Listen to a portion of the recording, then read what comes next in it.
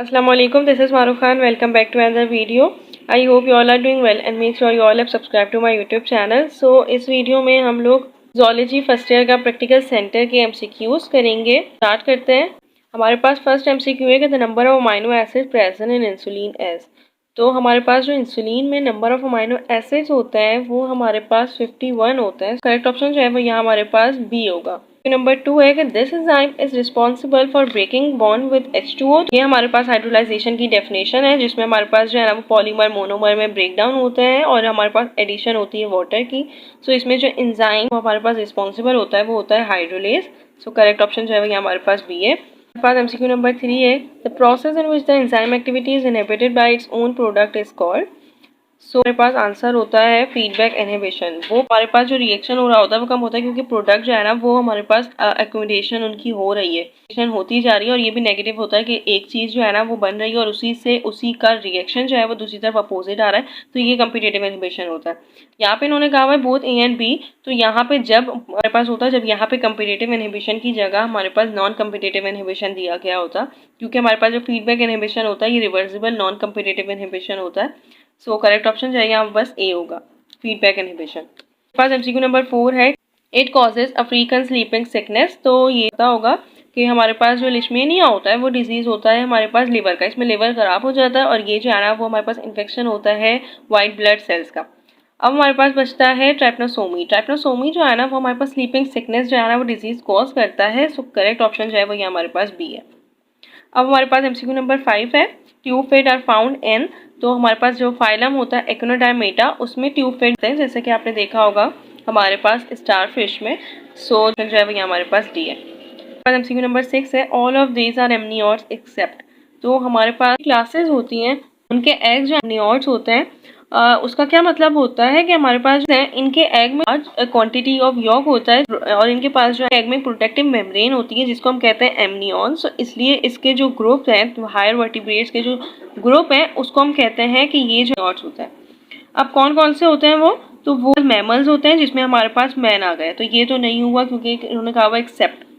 हमारे पास एव्स जो बर्ड है हमारे एव्स जिसमें बर्ड्स आती हैं वो भी हमारे पास एमनियॉट्स होती है क्योंकि उनके भी एक प्रोटेक्टिव मेम्ब्रेन होती है जिसको हम एमनियॉन कहते हैं और एग जो है वो यॉक जो है एग में वो भी हमारे पास इनफ होता है। तो पिजन भी नहीं हुआ। अब हमारे पास बचता है फ्रॉग और टर्टल।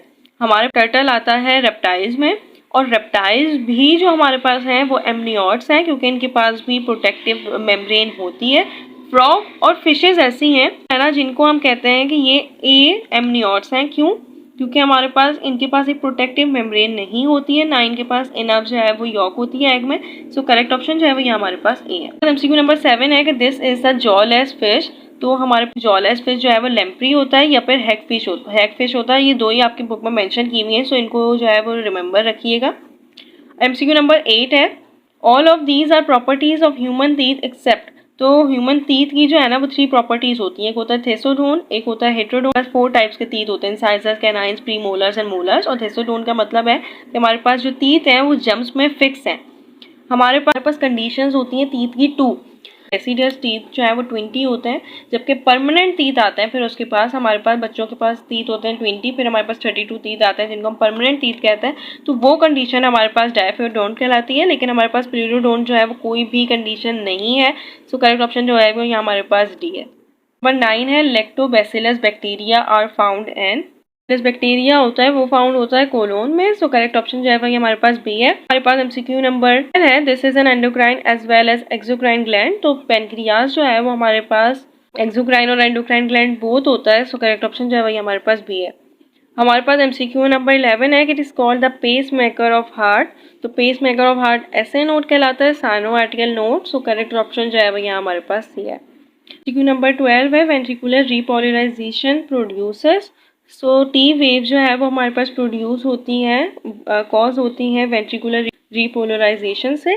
सो करेक्ट ऑप्शन डी होगा। MCQ number 13 average blood pressure is lowest in the structure of. तो लोएस्ट ब्लड प्रेशर सबसे ज़्यादा कम जो है वो वेना केवा में होता है, यहाँ पे सबसे ज़्यादा, फिर हमारे पास आर्टरी में कम, फिर हमारे पास आर्ट्रियोज में कम, फिर कैपिलरी में, कैपिलरी से वेनियोज में वीन और फिर वेना केवा। सो हमारे पास ब्लड प्रेशर ऐसे लो होता रहता है। क्वेश्चन नंबर 14 है single circuit circulation is found and. So single circuit circulation सिर्फ और सिर्फ फिश में पाया जाता है क्योंकि इसके पास सिर्फ और सिर्फ 2 चैम्बर्स होते हैं, आर्ट्रियम और वेंट्रिकल। सो करेक्ट ऑप्शन ये है। एमसीक्यू नंबर हमारे पास 15 है, this is the most abundant WBCs। सो अगर आप लोगों ने आपकी बुक में मेंशन है कि न्यूट्रोफिल्स अबंडेंट WBCs है और ये 70% पास होता है। सो करेक्ट पास बी है। अब हमारे पास एमसीक्यू नंबर 16 है और ये लास्ट एमसीक्यू है हमारे पास कि the rate of breathing is controlled by. तो रेट ऑफ ब्रीथिंग कंट्रोल होती है मेड्यूला ऑब्लोंगेटा से। ये जो है ना वो डिटेक्ट करता है कि कार्बन डाइऑक्साइड या H+ जो प्रोटॉन होता है उसकी चेंजेस उसको करता है medulla oblongata. So correct option is D. So that's it. If you have any query regarding these MCQs, so let me know. Inshallah, we'll tell you and solve your query. And if you like this video, then share with your friends too. Subscribe to my YouTube channel.